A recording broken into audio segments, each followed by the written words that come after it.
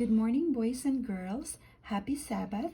The title of our story this morning is The Coming Deliverer.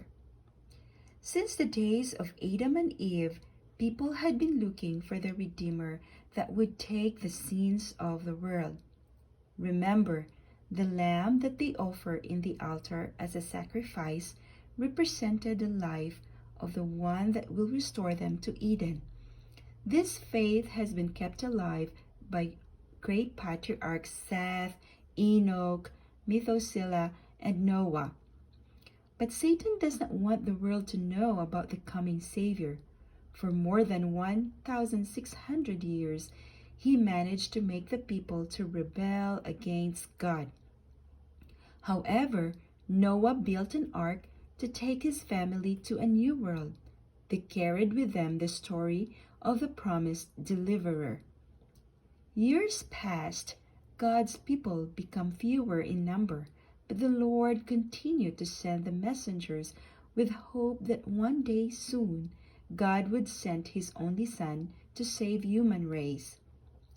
The children of Israel now become God's chosen people to be a light to shine, telling the world of the coming Redeemer.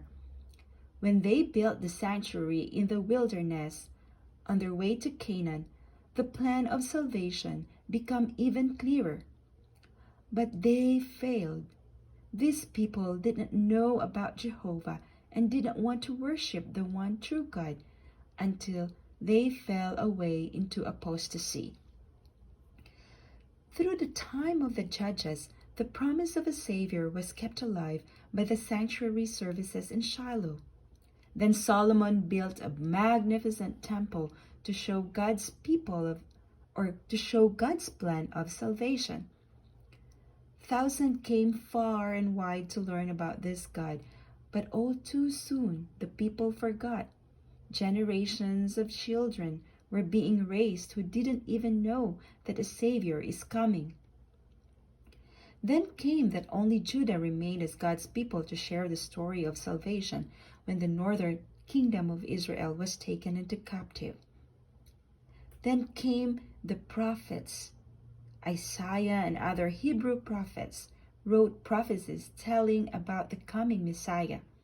You can find it in the Bible in Isaiah 9 verse 6 and Isaiah 53 verses 3 to 7.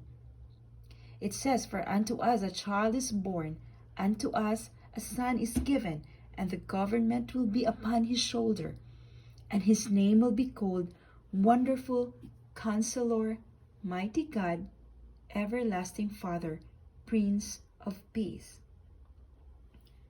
Prophet Micah also prophesied the place where Jesus, the Savior, will be born, which is in Bethlehem. These prophecies made Satan tremble for what was to come. He knew that when Jesus should come to die for the sins of this world, he would be defeated in the war between good and evil.